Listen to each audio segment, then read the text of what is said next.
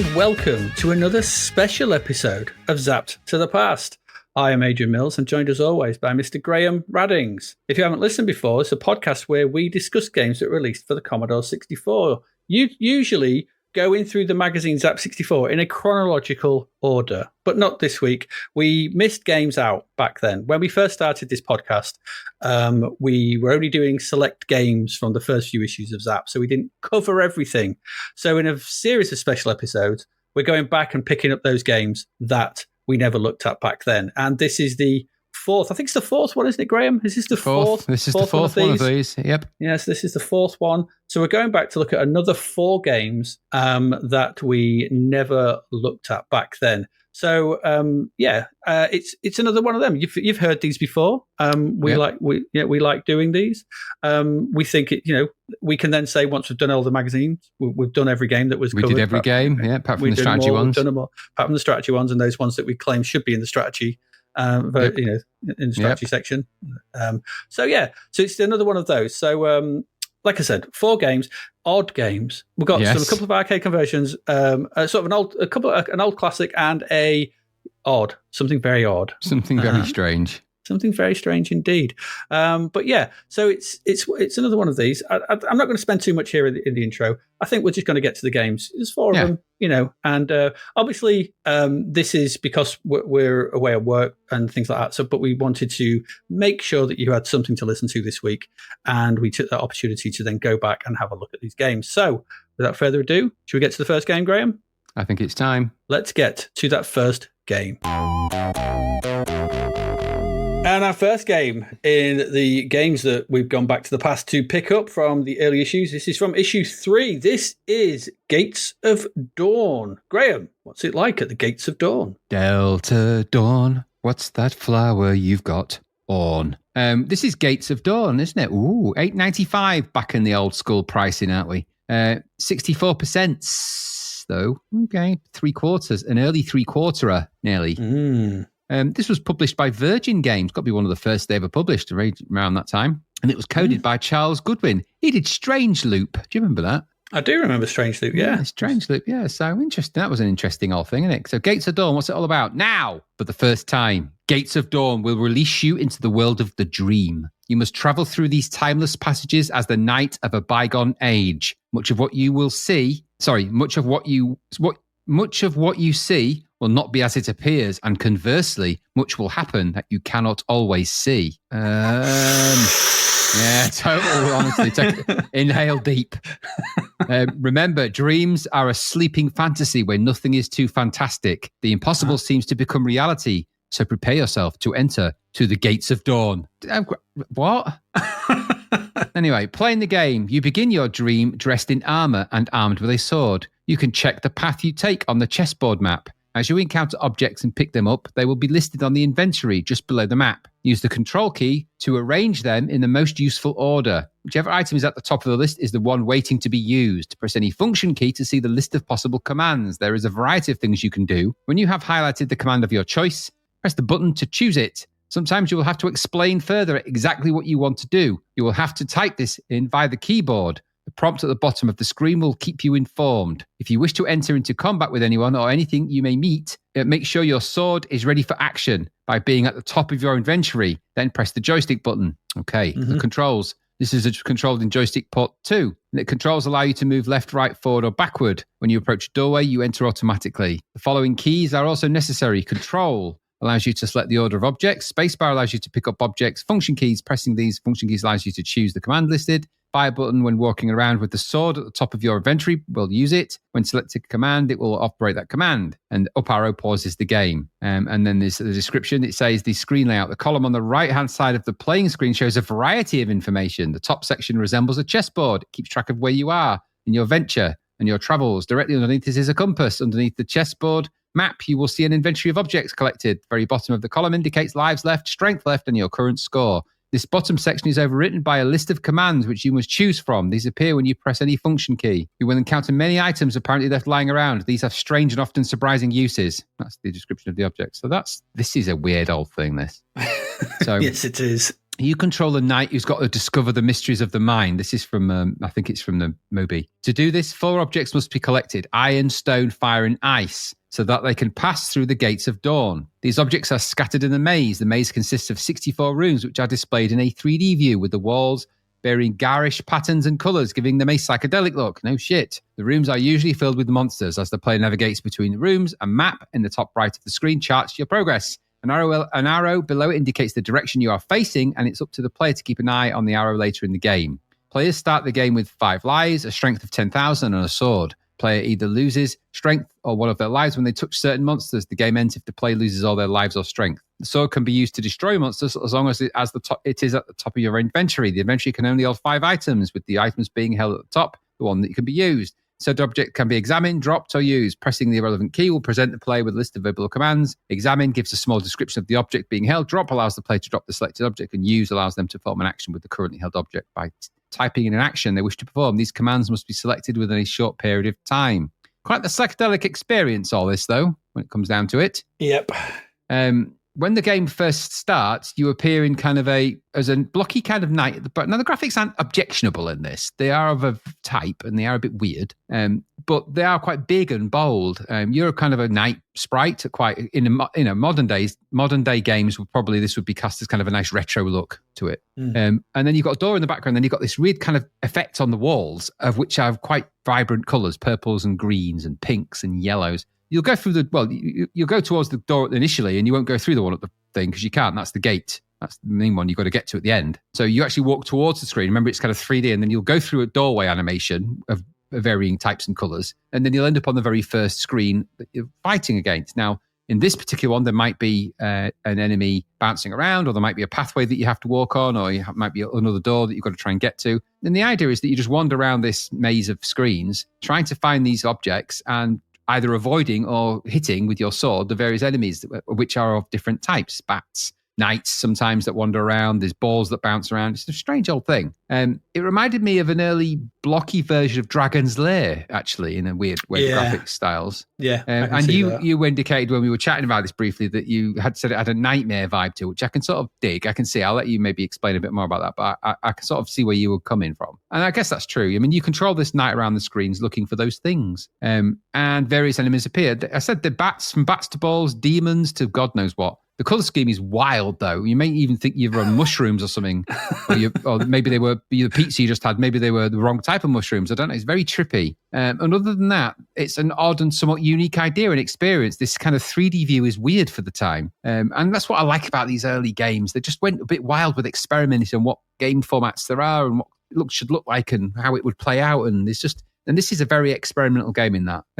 So you can, like I said, control the joystick. It moves, things move around at a reasonable pace. There's no real bugs to speak of, not that you identify them. The actual layout and the rooms and everything else, there's a lot of imagination in it. It is, I would say, less dreamy and more kind of psychedelic, but okay, dreams they've gone for. And it's an okay experience. It's just a bit rough around the edges that you might expect with an early game, but there's some quite likable things in here. The sprite animations are quite quirky and funny, and there's quite a few things moving around on the screen at any given moment. Some of the rooms aren't as straightforward. You've got time where you walk around them and try and find the objects, and you've got enough strength score and enough lives to sort of get into it. It's not totally brutal as well. You've got to figure out what way you're facing half the time, which takes a bit of getting used to. The navigation, and this is perhaps one of the more tricky parts, but when the map reveals itself, it sort of makes sense. So I thought there was quite a nice playable game in here. It's weird. It's really weird, though. It's a bit of a throwback. And there's just, I don't know, maybe there's a bit, I don't know, maybe there's a little bit too vague in here. Maybe there's not enough to keep you in there, but there is only those 64 rooms to sort of navigate around.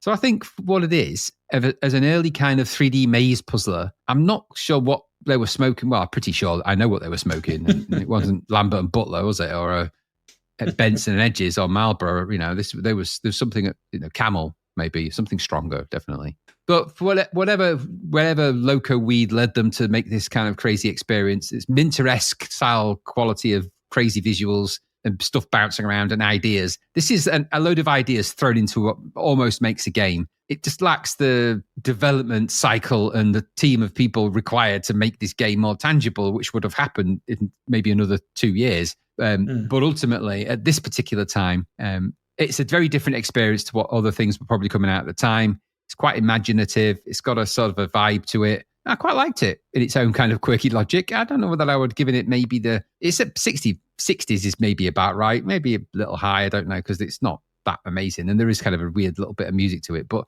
one guy made it, probably did everything for this. And it's a little bit of a passion project, clearly. And he did make a game, and it is quite fun, and it is dead weird. And all of those things are a success. So I don't know what more you'd expect from it than that.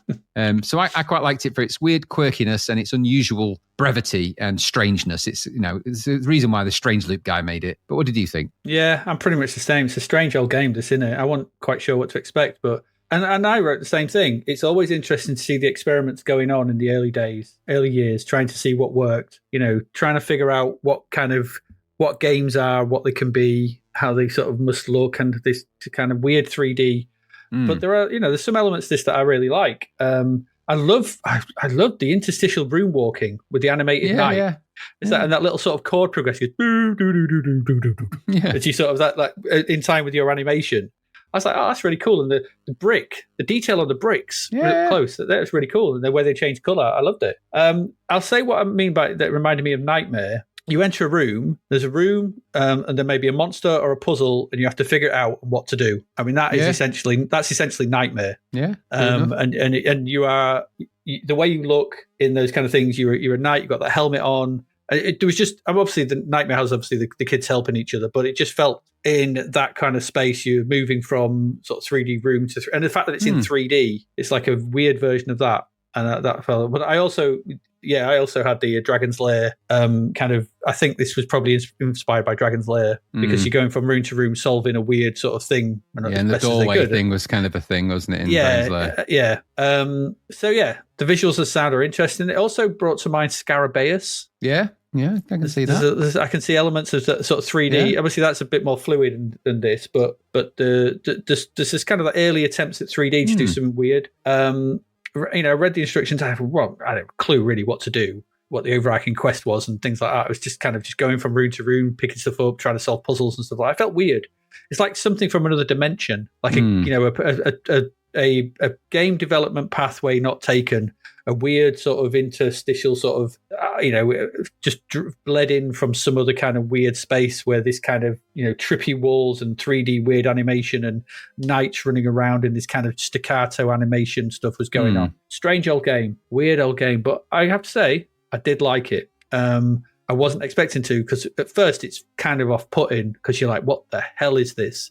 But then you just kind of slowly get into its mindset and figure out, okay, I kind of see what it's doing. And then it's a bit clunky with the controls, using the keyboard and that kind of thing. So it's kind of, there's part adventure stuff in there. But yeah, it's good. It was, you don't get games like this very often. No, you don't. And you certainly don't get them like this these days, but in the modern stuff we're reviewing. So it's nice to weirdly go back and go, God damn, they were weird, weren't they?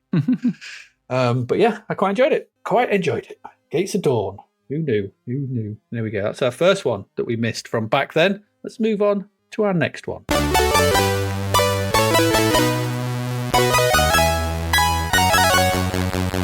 And so there we go. That was Gates of Dawn. Weird old Gates of Dawn. Strange. But for our next game that we missed all the way back then, we're going to pick up an arcade classic. This is the C64 conversion of Mr. Do. Hey. Yeah, good old Mr. Do. This was reviewed back in issue 6 of the magazine. It's got a reasonable 75%. Okay. And it seemed to have a bit of a split in the reviewers. Mr. Rignall loved it. That was great. Mr. Penn thinking it was a good conversion, just a little long in the tooth by that point. This wasn't an older game, by the way. This actually came out in that year. So this is not like something that dug up or anything like some other ones we've seen, like the Dig Dug we did ages ago. But this is actually recent. So this was £9.95. It's ported by Datasoft. I think the UK release was handled by US Gold. It was coded by Troy Linden. Troy Linden is someone we've seen before. He coded Barry McGuigan's Boxing. Okay, well, that was pretty good. Yeah, but he also did Howard the Duck. Oh, that was pretty bad. He was worked on that, yeah. The visuals are by Kelly Day and Russ Wolvek. The music is by John A. Fitzpatrick. We've seen Kelly Day before as well. She's probably a mainstay at Datasoft. She worked on things like Bruce Lee, Zorro, all those kind of classic Datasoft things. John A. Fitzpatrick, music for Bruce Lee, Barry McGuigan. These are Datasoft stalwarts. These are people that work there. Yeah. So in good hands, I would say. In good hands. Mr. Do is a 1980. It's on the wiki anyway. Mr. Do is a 1982 maze video game developed by Universal. It is the first arcade video game to be released as a conversion kit for other cabinets. Taito published the conversion kit in Japan. The game was inspired by Namco's Dig Dug, released earlier in 1982. Mr. Do was a commercial success in Japan and North America, selling 30,000 arcade units in the US. And it was followed by several arcade sequels. In Japan, Mr. Do was one of the top 10 highest grossing arcade games of 1982 on the annual Game Machine chart. Game Machine later listed Mr. Do on the June 15th, 1983 issue as being the 21st highest earning table arcade cabinet of the month. It was a tough old month, that. Obviously, clearly was, yeah. Didn't have as many ports this as I was expecting. I reckon it does, but not the ones that were listed on Moby.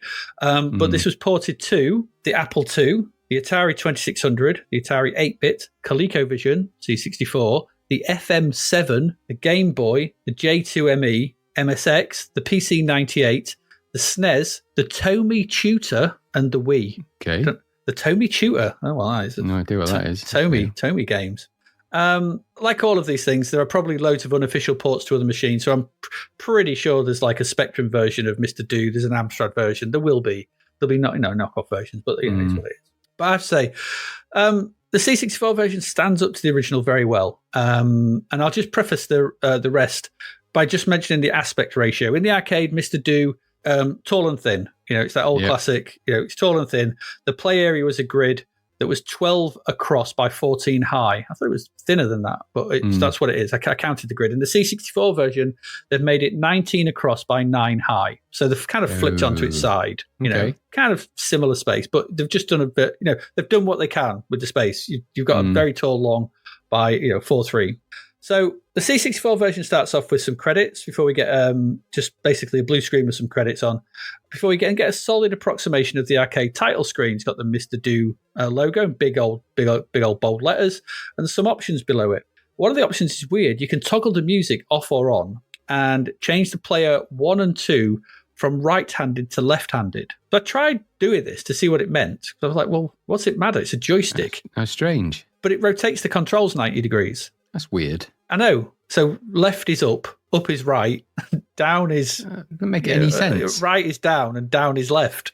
That makes no sense. I don't know. Yeah, it's very odd. I don't know. Because they don't rotate the screen or anything. For those people that have been rotated. Awkward it's really weird. That's how I found it. Anyway, if I'm getting it wrong, I don't know. But there's no other... Who cares if it's left or right hand? It's a joystick. Very odd. So you can start the game. Yeah, you play 1 or 2 players as well. You start the game with F3.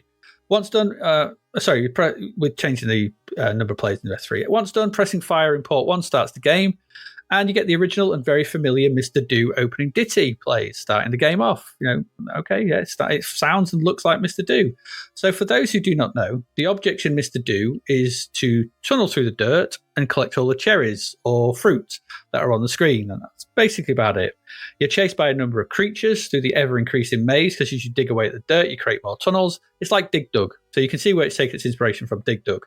And like Dig Dug, there are apples dotted about that you can tunnel under. And Dig Dug, there's sort of boulders here, they're apples. You can tunnel under them, and you drop them onto the heads of the pursuing creatures to squash them. They're coming after you, drop them, they'll fall down and they'll squish them. You also carry a ball. So this is kind of the, in Dig Dug, you pump the enemies to kill them. Here you carry a ball, and you can throw that ball out in front of you, and this basically goes careering and bouncing around the tunnels, and it'll just head off, and and it'll bounce back, and so it'll keep going until it either hits a creature. So if it hits a creature, it destroys them, or you catch it again. So if it hits you, you catch it again, and you can throw it again. If it hits a creature, it takes a few seconds for a new one to respawn in the classic way that it'll kind of comes from different angles on the screen straight into your hand. Always like that effect. And they have that here in the C64 version as well, so I like that. Once you clear a screen of cherries, you move on to the next one, and classic arcade thing. You clear the level, move on to the next more difficult one. There are also pieces of cake that appear in the middle of the screen. Now, if you get them, so if you run into them, then the creatures that are on the screen at the time, they freeze, and then new enemies appear to chase you. It's like these three blue enemies with bigger mouths.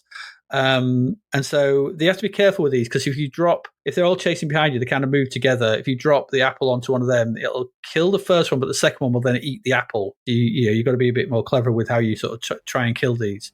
But also as well, and you get these sort of randomly in the main game as well, but they'll also be accompanied by these kind of letters. Because at the top of the screen, the UI is quite minimal, but in the top of the middle of the screen, there's the word extra sort of dancing around. It's like sort of moving about, and it's like a sort of character over one of the letters. And when these letters come wandering on, so it could be any of them, the EXTR array, if you kill that, then obviously it lights up the letter at the top. And if you get them all, if they all come on and you kill them all, you get an extra life. You start the game with 3. So when you complete a third level, you get a nice cutscene. It states your stats for the first 3 levels. And this, again, just like the arcade game, Mr. Do comes running on. There's a little cake goes across and a Mr. Do pushing something. It's just big Mr. Do as well. It's just like the arcade game. It's cool. Like I said, the UI is kept to a minimum. It's got a score in the top left. Your lives remain in the bottom left. Present level and high score in the bottom right. It's just like the arcade game in that respect. And that's it. It's Mr. Do. Most people know this by now. And aside from the aspect ratio, and the vibrant colours of the arcade, C64 is not known for its vibrant colours. That's fair enough. This is a very playable and a very close version of the arcade game. All the levels are there, all the enemies. People saying in the comments on Lemon sort of thing, the UI, the AI is crap and blah, blah, blah. I'm like, I didn't notice. I'm running around doing my stuff. They killed me quite a lot, and I found this really playable.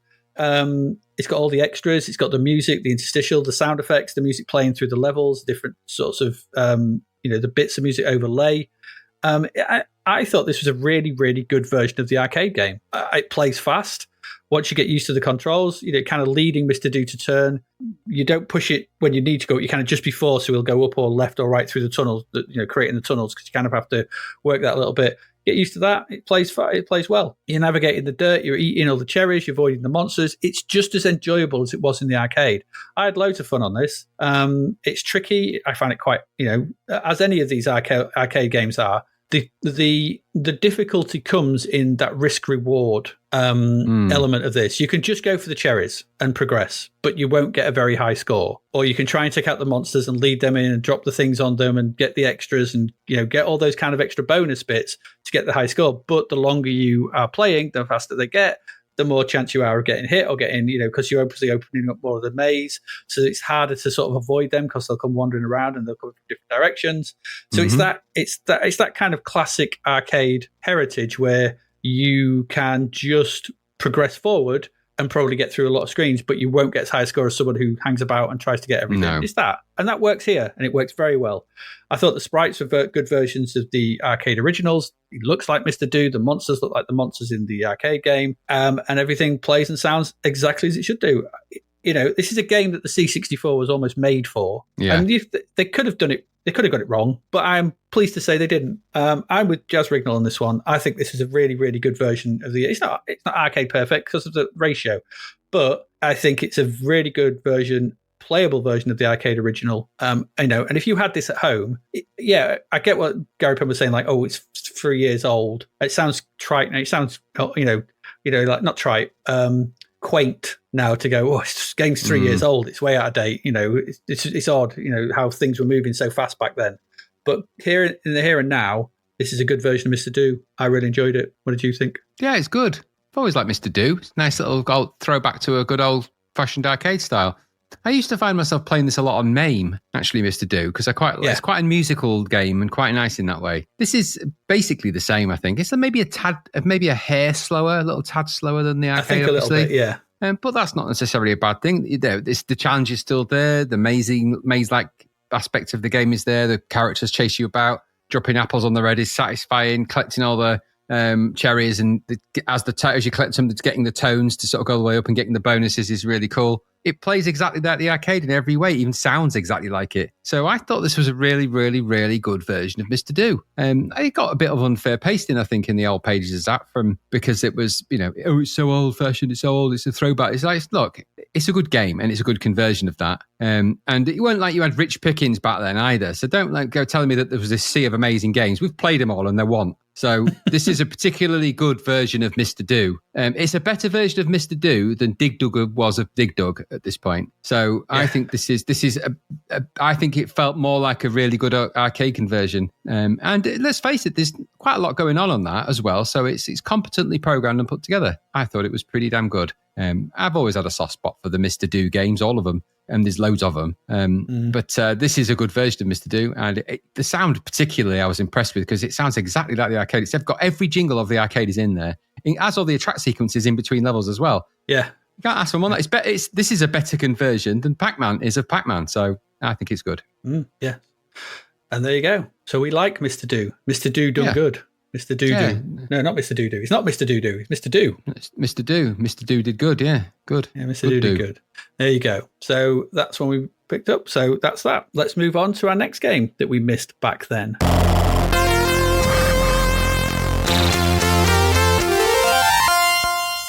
Let's move on to another arcade classic. Another one that we missed back in the day. It's another arcade, everyone knows this. It's Pac Man. Graham, how's the 64 version turn out? Well, this was reviewed back in Zap number 4, August 85, on page 88, if you really want to know. And it only got 35%, though. They hated it. They really did. The reviewers were very, very down on this. I feel that they were down on it. It was released in 1983, apparently, originally. Published by Atari Soft, this version. And, of course, the copyright is Atari Inc. Okay. Well, does Pac Man need an introduction, really? One of the most iconic and influential video games of all time, according to Toru Iwatani, who made it. Developed by Namco, released in 1980. If I say so myself. The game was conceived as a light-hearted alternative to the predominantly violent space-themed games of the era, such as Space Invaders and Asteroids, all 2 of them. Iwatani aimed to design a game that would appeal to a broader audience, particularly women, by focusing on food and colourful characters rather than shooting or combat. The central character, originally called Pac Man in Japan, based on the word paku, which means to eat, was renamed Pac Man for international release to prevent vandalism of arcade cabinets, apparently. Mm-hmm. The gameplay of Pac Man is deceptively simple but deeply strategic. Players control Pac Man as he navigates a maze, eating pellets while avoiding 4 ghosts: Blinky, Pinky, Inky, and Clyde. Each one of the 4 Energizer pellets in the corners of the maze allow Pac Man to temporarily turn tables and eat the ghosts for extra points. The game's interesting AI, such as it is, sees each ghost following a slightly different behavior pattern, which creates a unique challenge that encouraged memorization and strategy. Non-violent nature, distinctive music and sounds, and instantly recognizable visuals contributed to its wide appeal and made it a phenomenon across the world. It quickly became a cultural icon in the 80s, spawning a vast merchandising empire, animated television series, and numerous sequels and spin-offs. It holds a lasting legacy in both game design and popular culture, often cited as a foundational title in the history of gaming. As of today, it remains one of the highest grossing and most widely recognized video games ever made, with ports and releases on every platform on Earth. Its influence can be seen in modern game design, particularly in the way it blends accessible gameplay with subtly deep mechanics. Okay. Pac Man is considered one of the all-time classic video games because it fundamentally shaped the video games industry and culture in ways few titles ever have. Released in, like I said, in 1980, it broke new ground with its non-violent gameplay and visuals, standing in stark contrast to the space shooters that dominated the arcades at the time. And the simple premise, navigating and eating and avoiding ghosts, was offered a very accessible route in. So most people liked it. The competitive side of Pac Man is, of course, legendary too. The maximum possible score in the original arcade version is 3,333,360 points, achieved by perfectly clearing all 255 levels, eating every dot, energizer, fruit, and ghost before reaching the infamous kill screen on level 256, which is there because of a programming bug, which means that the level on level 256 is filled with garbled code and so therefore breaks, making it impossible to actually complete the game. The first person to achieve the perfect score was Billy Mitchell, who accomplished the feat in 1999. His score was later part of a wider narrative involving disputes and controversies. The Pac-Man kill screen and the pursuit of perfect scores are mentioned in the 2007 film The King of Kong, A Fistful of Quarters. Although that focuses primarily on Donkey Kong, of course, Pac-Man is not the main subject, but it is mentioned in there because of its nature of being one of the supercharged mega games. And of course, it made actual news when Billy Mitchell got the perfect score in Pac-Man, which is kind of mad when you think about it, but it represents a piece of living game history. So interesting is all of this that I wondered how many Pac-Man variants there might be out there, and when did they start? And a list I could find, of which probably isn't complete, but there are at least 377 variants of Pac Man. I shall give you some classic names, Adrian. Okay. So starting in 1980, we have Crocman, Bezman, Chomp, Chomper, Ghost Hunter, Gobbleman, Gobbler, Jawbreaker, Casey Munchkin, Monster Maze, Monster Munchers, Pick, Tack, Pack Tack, Packet Man, Puckman, Scarfman, Snackman, Snoggle, Spider's Web, Super Puckman, Taxman, Thief, Lock and Chase, Munchkin, Ladybug, Streaking, Pac-Man, The Revenge, Bizarre, Piranha, Turtles, Mousetrap, 3D Man, Apples, Atom Man, Cat Tracks, Caterpiggle, Clean Sweep, Cosmic Cruncher, Crazy Gobbler, Crazy Pucker, Doodlebug, Do Ron Ron, Dung Beetle, Ghost Gobbler, Ghost Hunt, Gobbleman, Gobblerman, Big Gobblerman, Gulp 2, Big Gulper, and Hungry Boy. And some of those may or may not be names of dildos and vibrators. You make your own mind up about that. I think most of them are. So Especially Hungry Boy. all of this it leads me to the C64 version of Pac-Man. So what have they done right? It plays like Pac-Man. It's Pac-Man. It looks like Pac-Man. It's a half-decent version of the arcade, albeit that it has less bells and whistles and it's a little bit perfunctory. It's a very early game, but it does have all the mazes there. It does have all the dots. The only thing this lacks is a little bit of the a couple of classic things here. So obviously this is a score game, so you're going to just go from maze to maze to maze to maze to maze. The ghosts get slightly quicker, you get slightly quicker. You know, it's got the same sound effects. It's Pac-Man. You go around the maze, eating the dots, eat everything. Next level you go, and keep on going and keep on going and keep on going. And what compels you to do that is the idea of either achieving a high score or getting the maximum amount of value out of your coinage, which doesn't apply in either of this instance because it's kind of a bit of a thankless task. But either way, the question you have to ask is this an okay version of Pac-Man? It is on the whole, but there's a couple of little weirdnesses about it. So firstly, this suffers from a problem, which is that sometimes Pac-Man can slow down a little when there's a little bit, when the ghosts maybe are doing something. I don't know, every now and again. It's just that sometimes he goes fast. Put it this way, the less dots that are on the screen, the faster he's going to go. So he tends to move a bit faster. Also, the way he eats the dots is weird because in this one, he eats them from the center of the pack. So they have to go right to the center of his mouth for him to have eaten them, which leaves you disproportionately over the pill before you've actually eaten it. And that disadvantages you against the ghosts. So if you go in for one of the power pills and you're not exactly over the middle of that power pill in this variation, then the ghost will get you because you haven't eaten the pill yet. And so the point of eating in this is a little bit too far into his mouth. So it just makes the game slightly different. But the look and feel is all there. It's slightly wider, of course. It's on a C64, but not actually that bad. I was expecting it to be a lot more dig-dug in its width. It's not, I would say, thin, but it's not terrible. And it is very perfunctory. But the whole screen is the game, with the exception of the tiny little UI telling you how many lives and the fruit that you've collected, and the score on the top left is the Commodore font. Other than that, the Pac-Man starting point is the Pac-Man starting point. It's Pac-Man. And what it is a relatively playable version of Pac-Man. Just it has those C64 quirks. Now, why they were so down on it, I guess it's because what year was this? Did Zzap review this? 1983. It came out, and they reviewed it. So they reviewed 1985, and at this point, Pac-Man, it's old, even by that standard. And of course, they were looking at, they were wanting more from their games. We're not far off from Green Beret and things like that. The arcades had moved on a bit since this, and the C64 was more emblematic, and the games at that time more emblematic of the new direction and the new shmoo of games. Back when Imagine were releasing good games and things like that. So I think the arcades had moved on, and therefore the expectations of the C64 games had moved with it. So this represented a bit of a retro game back before we even talked about retro. And I think that's why they were down on it. They're like, the Pac-Man, it's just Pac-Man. What's this Pac-Man nonsense? But that elides the simplicity of what is a kind of a classic game design. Did I like it? I like Pac-Man. What's not to like about, you can't really not like Pac-Man, can you? It's just, it is what it is. Is this a good version? It's all right. Is there loads of other versions of it on? I found a few versions of Pac-Man. None of them, they're all weird and rubbish and like homebrew versions from yesteryear. So this was about the best version I'd played, other than later down the line when we get loads of other Pac-Man variations and things like that, and Pac-Land and all the other things like that.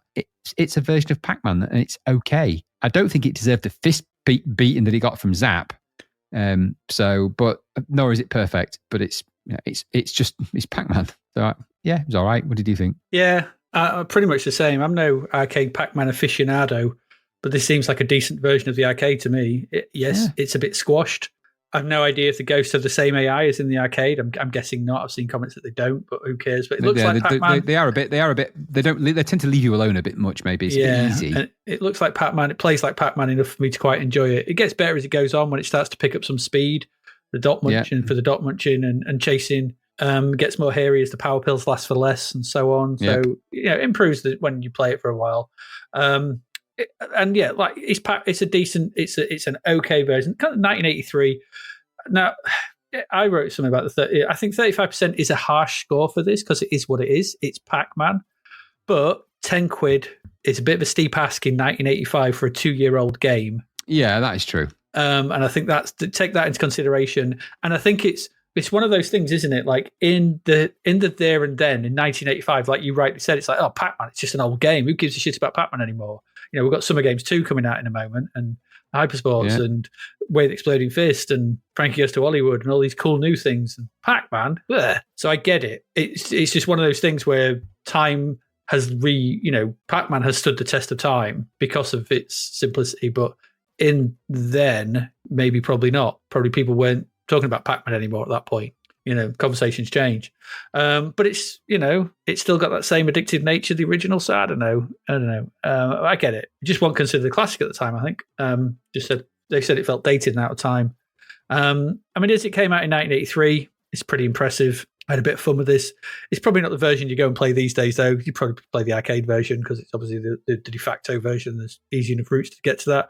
But if you want to have a look at the C64 version, it's just a squatter version of Pac Man. It seems fine. If you want it at the time, this would have been a decent home version of this. If it had come out in 1983, this would, I think, much different. Like Dig Dug, I think much different reaction because it took 2 years to get over here.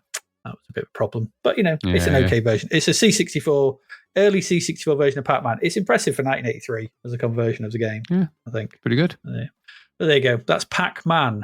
Not to be confused with any of those others. Oh, God, there's 8 pages of them. I only went through the first page. Big Gobbler. Gobbler Boy. Hot Muncher. Cup Gobbler. Enough of those. Not to be confused with any of them. There you go. That's Pac Man. Let's move on. We've still got some games to go. Let's have a look at our next one of the ones we missed from back then.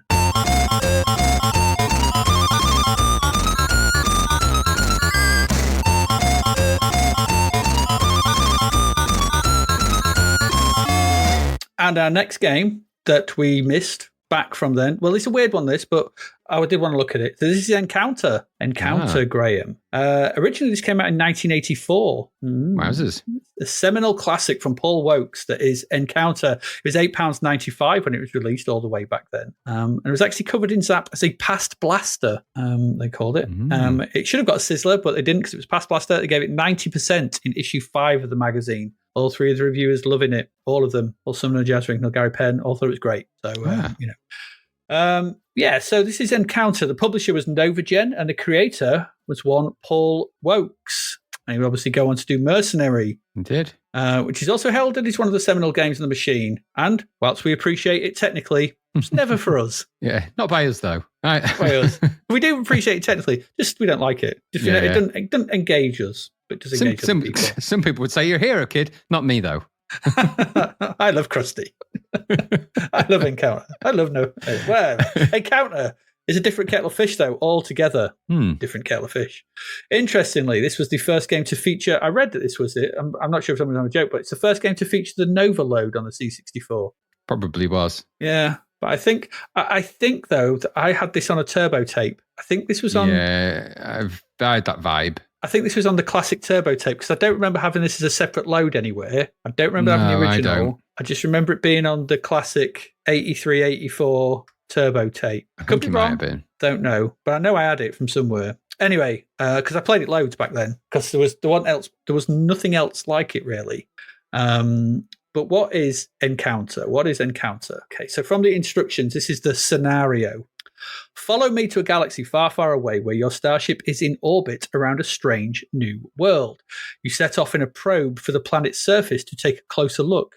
Mysterious obelisks litter the planet. Clouds hover menacingly across the desolate plain. When suddenly, your monitoring systems tell you you're under attack. The encounter has begun. Encounter is a through-the-window game that offers complete freedom of movement, 8 different landscapes with 3 challenging skill levels. With Encounter, you're part of the action, not above it. The superb 3-dimensional graphics and sound effects give a real feeling of intimacy and involvement as you dodge missiles and try to down alien sources. This is high-speed combat at its most exciting. Can you survive this ultimate battle test? The Encounter challenge awaits. There you go.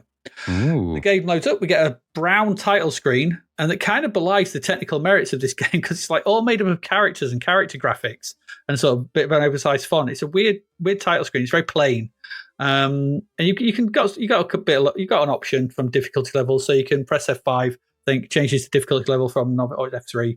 Difficulty levels from novice to advanced and expert to choose from. And apart from that, you press F7, I think, and you're into the game. So what is it? It's a Battlezone-inspired game. Remember Battlezone? If you don't remember it, it was the Atari Vector game from the arcades, where you were in a first person driving a tank and taking down other tanks. And that's what Battlezone was. It was kind of that was another one of those sort of groundbreaking games when you first saw it, sort of vector graphic tanks moving around, and it was kind of cool and fast, and it's good in the arcade.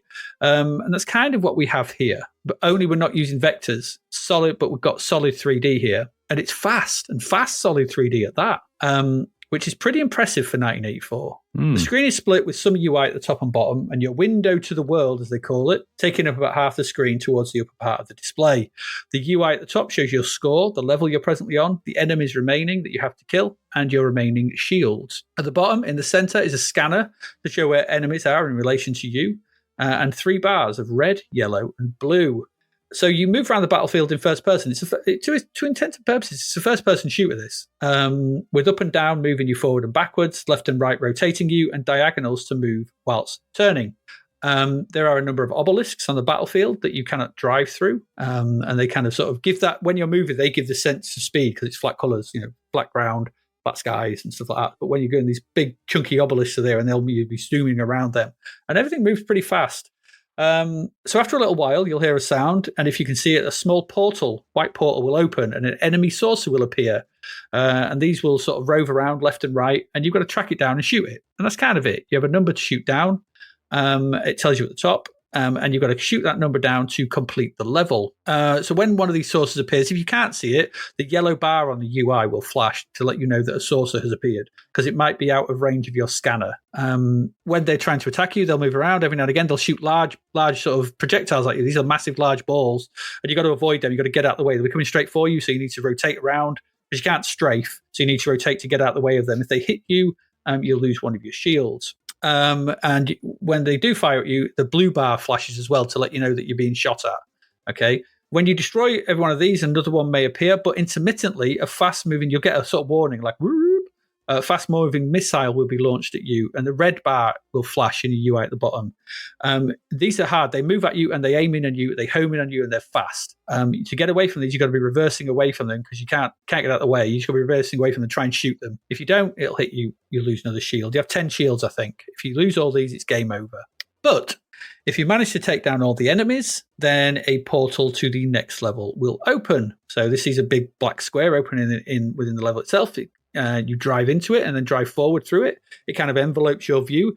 And then you start going, this sort of sound effect sort of increases. And it sees you going through a big black sort of void. And it's filled with the large balls, like what the enemies fire at you. And you basically got to navigate your way past these, try not to get hit. If you do this for long enough, then you reach the next level, you slow down, and you come out of the black void into the next level. It's different coloured, and there are more hazardous enemies awaiting you. Same sort of thing, though. Shoot everything, you have a number to shoot, and then you progress. There are 8 levels to progress through. The challenge ramps up, and it's no pushover. This, even on novice. The saucers move around fast. The missiles aim in at you and they don't take prisoners. And when you get into the late levels, even on the second level, the saucers fire like 3 balls at you in like a sort of spread formation. So it's really hard to get out of the way of them sometimes. Should you make it through all 8 levels, though, the game loops back around in the first one in like classic arcade fashion, and you keep going with just sort of hard levels. On the harder difficulty levels, it's even harder. There's more stuff flying around, they're faster, and they're more intelligent, and they come at you and they shoot more bullets at you. It's dead hard in the harder levels. Whilst this may not sound like a lot, the thrill of this game is the speed. at which it all moves about. For 1984, for filled in 3D, this is ridiculously fast. The enemy sources whip about all over the place, and in later levels fire multiple large projectiles at you, whilst all the time the obelisks that are located in the space, they move smoothly as you navigate around them. It's really impressive. Yeah, the ground's a solid colour, as I said, and the sky is as well, but it's usually a nice skyline effect. But as you progress through the levels, each one has different colours, and when the missile alarm goes off, it does generate a genuine sense of panic as you try and locate it in the few seconds you have to avoid being, to lose one of your shields. When you do get hit, it's like a really nice, your screen goes all like a raster bar effect, like or staticky, and then you're off again. There is an issue, though. These games normally have one, and that is it's the navigating the void between the levels. These get harder as you go from level to level. They're not impossible, but they get faster and faster, which is technically impressive. But remember, you can't strafe, so you're always constantly going forward and you're kind of steering. It's kind of like, you're steering through them. But if you get hit, not only do you lose one of your shields, you're sent back to the previous level to shoot all the enemies again. And that's a bit too punitive. It's a bit too harsh. And really, you should have just lost a shield and carried on. You've already lost a shield and you're going into a harder level. So having to go back a level, shoot everything again, it includes missiles and all that stuff. That's just like, oh God, but back then you'd probably like, yeah, okay, you'll just get better at going through the void levels. Because there's a lot to like here. It's 1984, and I guess, game grammar and expectations were not solidified at this point. So I can see why it borrowed on the punishing tactics of arcades to sort of throw you back to the beginning of a level, throw you back there. You hadn't done it, so we're going to punish you, and that's that. But it doesn't really impact too much on the quality of this. It got 90% for a reason, even though it came out, in 1984, and they were looking at it in amongst episode 5, which was Way of the Exploding Fist and things like that.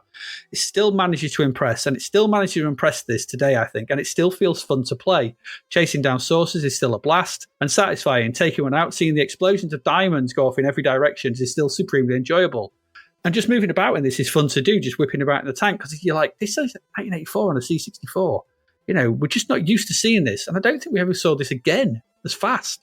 Maybe Ball Blazer is the only one that comes close. I'm trying to think of other 3D games to do it. And you may have one off the top of your head, but I can't think of something that whips around this fast and does it like this. This is really impressive. Stunt car racer, but it's still not as fast as this. Certainly worthy of the Sizzlers, worthy of your time to go back to and have another look at it. For 1984, I know Forbidden Forest was 1983, but this is one of those technical landmarks on the machines, I think, going back and having a look at it again.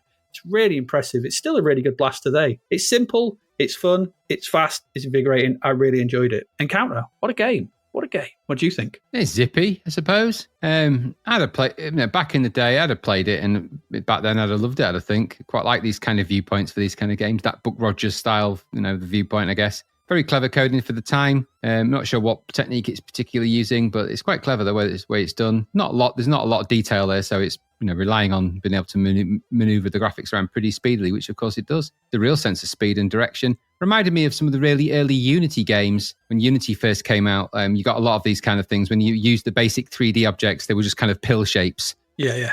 And they did create a lot of zooming around, shooting stuff type games. No bad thing necessarily. I'm not sure it's blowing me away these days, though. It's speedy enough and all, but it's also quite dull. But for 1984, it's very early days of what it was. And how it did the speed and things like that, I don't know.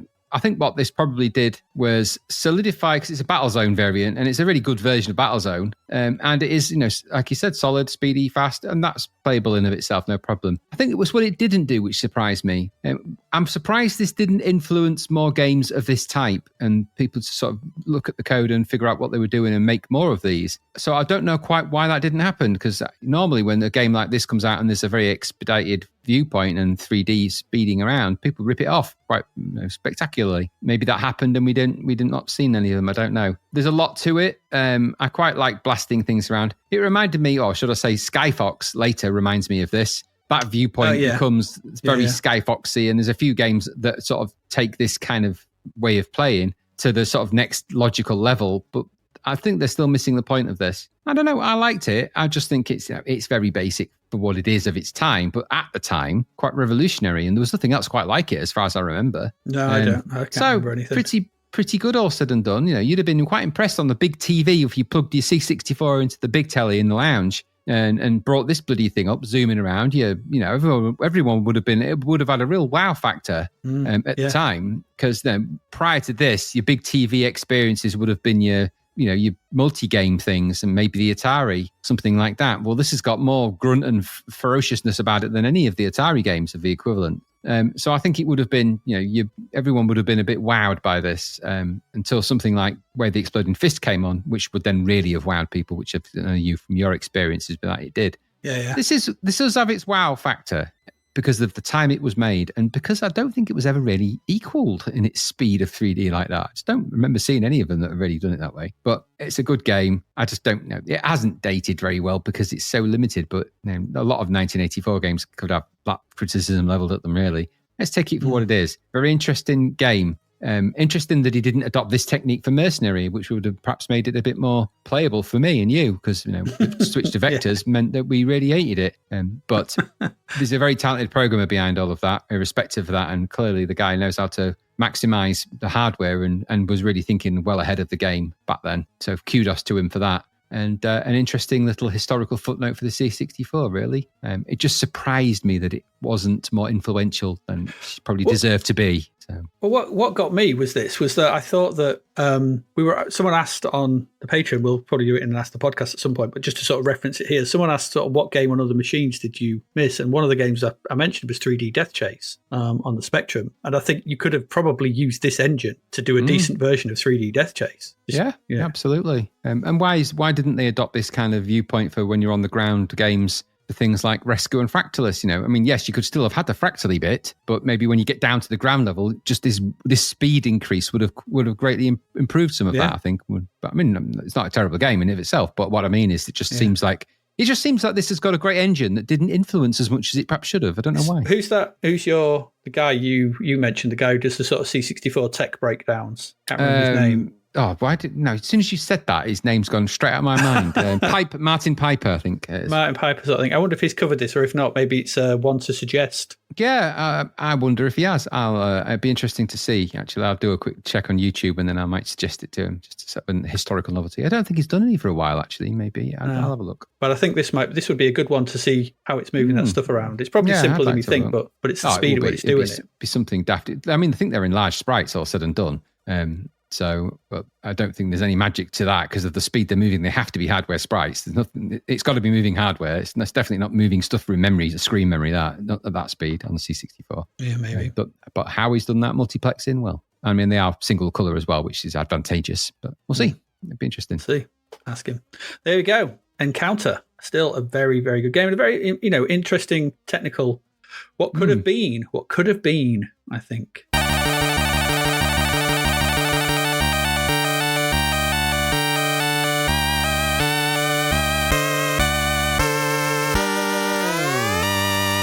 And there we go. That's it. That's 4 more games that we never looked at back when we should have looked at them all those many, 5 years ago, over 5 years ago. When we started doing the podcast. Crazy time. So we looked at Gates of Dawn. We did. Which is odd, which is strange. strange old thing, that. It's very, very strange. It's, like I said, it reminded me of Nightmare. That's all I can think of. Yeah, it's got that vibe. It's got a vibe of Nightmare about it. It's certainly got a vibe to it. We also looked at the pretty good conversion of Mr. Do. Yes, very good. Which we liked. The pretty decent version of Pac Man as well. Yeah, it was all right. It was fine. It's all right. Bit easy, but it was all right. Yeah, and the cracking Encounter. It's certainly rapid, super fast encounter. Yeah, the technically impressive Encounter. And so there you go. That's another 4 more games. I think we still have about 4 or 5 still to look at. Yeah, there's still a few. 5 or 6. 5 or 6. Lingering around like a fart in a spacesuit. But we will get to them. We'll get to them at some point.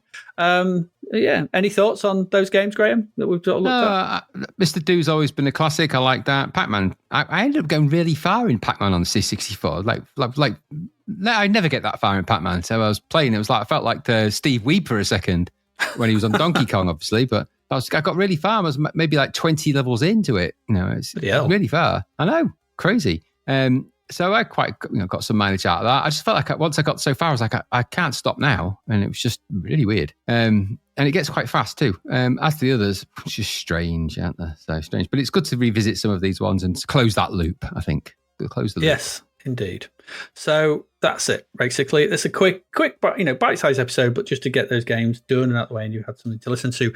We're going to keep it nice and short. If you want to support us, you can do. We have a Patreon, which is patreon.com/Zapped to the Past.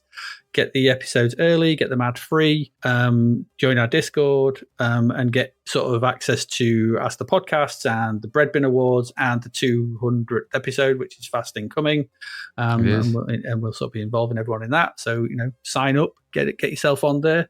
Way less than the price of a pint of beer. Way less. And so that's all good. You can buy us a Ko-fi on kofi.com/Zapped to the Past.